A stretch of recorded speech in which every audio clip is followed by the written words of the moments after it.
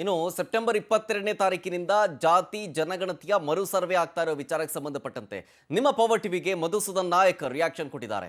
ರಾಜ್ಯ ಹಿಂದುಳಿದ ವರ್ಗಗಳ ಆಯೋಗದ ಅಧ್ಯಕ್ಷರಾಗಿರುವಂತಹ ಮಧುಸೂದನ್ ನಾಯಕ್ ಅವರು ಪವರ್ ಟಿವಿಗೆ ರಿಯಾಕ್ಷನ್ ಕೊಟ್ಟಿರೋದು ಈ ಸಮೀಕ್ಷೆಯ ವಿಚಾರಕ್ಕೆ ಸಂಬಂಧಪಟ್ಟಂತೆ. ಅವ್ರು ಹೇಳಿದ್ದೇನು? ಹಿಂದಿನ ಸಮೀಕ್ಷೆ 10 ವರ್ಷಗಳ ಹಳೆಯದ್ದು. ಹೌದು, ಹೊಸದಾಗಿ ಸಮೀಕ್ಷೆ ಮಾಡೋದಕ್ಕೆ ಸರ್ಕಾರ ನಿರ್ಧಾರ ಮಾಡಿದೆ. ಹಳೆ ಸಮೀಕ್ಷೆ ಏನಿತ್ತು, ಕಾಂತರಾಜು ವರದಿ 10 ವರ್ಷಗಳ ಹಳೆಯದ್ದಾಗಿತ್ತು. ಸೊ ಹಾಗಾಗಿ ಆಮೇಲೆ ಕೆಲವೊಂದಿಷ್ಟು ಆರೋಪಗಳು ಕೂಡ ಇತ್ತು. ಹೊಸದಾಗಿ ಸಮೀಕ್ಷೆ ಮಾಡೋದಕ್ಕೆ ಸರ್ಕಾರ ಡಿಸೈಡ್ ಮಾಡಿರೋದ್ರಿಂದ ಸಮೀಕ್ಷೆ ನಡೆಸೋದಕ್ಕೆ ನಾವು ರೆಡಿ ಮಾಡ್ಕೊಳ್ತಾ ಇದ್ದೀವಿ. ಸಮೀಕ್ಷೆಗೂ ಮುನ್ನ 2 ತಿಂಗಳು ಟೈಮ್ ಇದೆ. ಸಮೀಕ್ಷೆಯನ್ನು 15ರಿಂದ 20 ದಿನಗಳಲ್ಲಿ ಮುಗಿಸ್ತೀವಿ. ನಾವು ಸಮೀಕ್ಷೆಯ ಬಳಿಕ 1 ತಿಂಗಳ ಕಾಲಾವಕಾಶವನ್ನು ಕೊಡ್ತೀವಿ. ನ್ಯಾಯಮೂರ್ತಿ ನಾಗಮೋಹನ್ ದಾಸ್ ಅವರ ಜೊತೆಗೆ ಚರ್ಚೆಯನ್ನ ಮಾಡ್ತೀವಿ ಅಂತ ಇದಕ್ಕೆ ಸಂಬಂಧಪಟ್ಟಂತೆ ಮಧುಸೂದನ್ ನಾಯಕ್ ಅವರನ್ನ ನಮ್ಮ ಪ್ರತಿನಿಧಿ ರೂಪೇಶ್ ಬೈಂದೂರು ಮಾತನಾಡಿಸಿದ್ದಾರೆ. ಬನ್ನಿ ನೋಡೋಣ.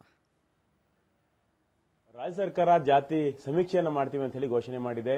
ಈ ಬಗ್ಗೆ ಮಾತಾಡಲಿಕ್ಕೆ ರಾಜ್ಯ ಹಿಂದುಳಿದ ಆಯೋಗದ ಅಧ್ಯಕ್ಷರಾಗಿರ್ತಕ್ಕಂಥ ಮಧುಸೂದನ್ ಆರ್ ನಾಯ್ಕ್ ಅವರಿದ್ದಾರೆ. ಸರ್ ನಮಸ್ತೆ. ಮೊದಲಾಗಿ ರಾಜ್ಯ ಸರ್ಕಾರ ಘೋಷಣೆ ಮಾಡಿದೆ ಜಾತಿ ಸಮೀಕ್ಷೆ ಮಾಡ್ತೀವಿ ಅಂತ ಹೇಳಿ. ಸಾಕಷ್ಟು ಹಿಂದೆ ಮಾಡಿದಾಗ ಸಾಕಷ್ಟು ಕಾಂಟ್ರವರ್ಸಿ ಆಗಿತ್ತು. ಈ ಬಾರಿ ಜಾತಿ ಸಮೀಕ್ಷೆ ಮಾಡ್ಲಿಕ್ಕೆ ಹೊರಟಿದೆ ಸರ್. ಜಾತಿ ಅಂತ ಪದ ಉಪಯೋಗಿಸೋದು ತಪ್ಪು. ನಾವು ಜಾತಿ ಸಮೀಕ್ಷೆ ಮಾಡ್ತಾ ಇಲ್ಲ. 7 ಕೋಟಿ ಜನರ ಅವರ ಸ್ಥಿತಿಗತಿಗಳು, ಸೋಷಿಯಲ್ಲು, ಎಜುಕೇಷನಲ್ಲು, ಎಕನಾಮಿಕ್ ಅನ್ನ ಸರ್ವೆ ಮಾಡ್ತಾ ಇದ್ದೀವಿ.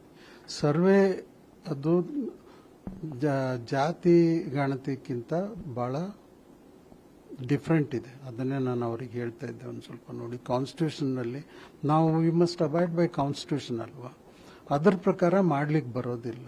ಸೊ ತಾವು ದಯವಿಟ್ಟು ಜಾತಿ ಗಣತಿ ಅಂತ ಪದ ಉಪಯೋಗಿಸ್ಬಿಡಿ. ಆ ಥರದ ಪದನೇ ಇಲ್ಲ.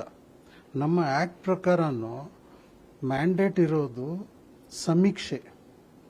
ಅವರ ಸೋಷಿಯಲ್ ಸ್ಟೇಟಸ್ ಹೇಗಿದೆ, ಅವರ ಎಜುಕೇಷನಲ್ ಸ್ಟೇಟಸ್ ಹೇಗಿದೆ, ಅವ್ರ ಇಕನಾಮಿಕ್ ಸ್ಟೇಟಸ್ ಏನಿದೆ, ಅದನ್ನ ನಾವು ಕ್ಯಾಪ್ಚರ್ ಮಾಡಿ ನಮ್ಮ ಸರ್ವೆಯಲ್ಲಿ ಅದನ್ನ ಎಷ್ಟು ರಿಸರ್ವೇಷನ್ ಕೊಡಬೇಕು ಅಂತ ಗವರ್ಮೆಂಟ್ ತೀರ್ಮಾನ ಮಾಡುವಾಗ ಅದನ್ನ ಬಳಸಿಕೊಂಡು ಗವರ್ಮೆಂಟ್ನವರು ತೀರ್ಮಾನ ಮಾಡ್ತಾರೆ.